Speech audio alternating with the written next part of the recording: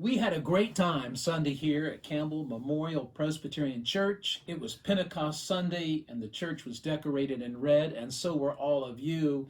But it was our first time back in well over a year, and it was wonderful to see everybody.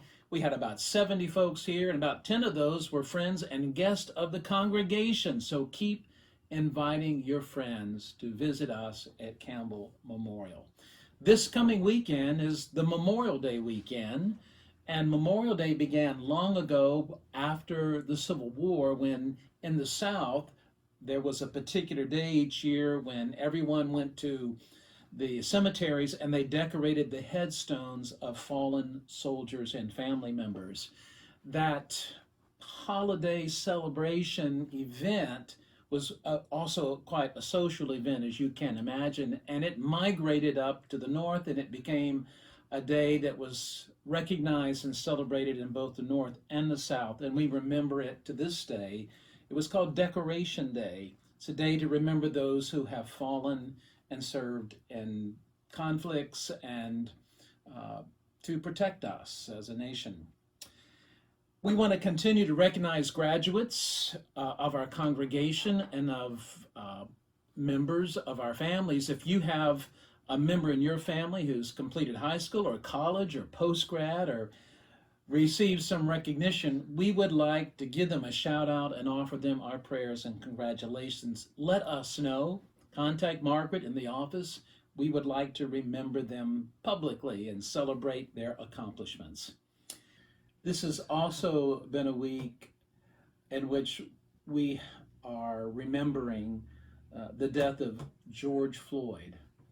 And while that is important, and we have so much work to do in terms of race relationships, I want to suggest that we are in fact experiencing in our nation an epidemic of violence, of shootings and deaths.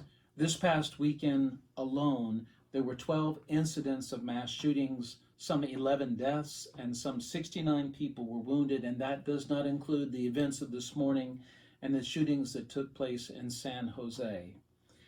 I'm mindful, folks, that as Christians and people of faith, we need to be mindful that caring for one another, having regard, respect for one another, and to being the peacemakers in the midst of this season of so much violence becomes our witness. So how we treat one another matters at church and out and about in our community. We can be those folks who show regard and respect and compassion for folks, and that's what our world needs right now. And finally, a note about the sermon. The text is from the Gospel of John. It's the Nicodemus story.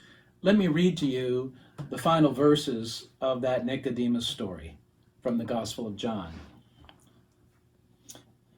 I have told you about earthly things, and you do not believe. How can you believe if I tell you about heavenly things?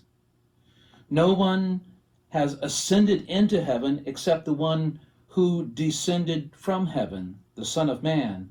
And just as Moses lifted up the serpent in the wilderness, so must the Son of Man be lifted up, that whoever believes in him may have eternal life.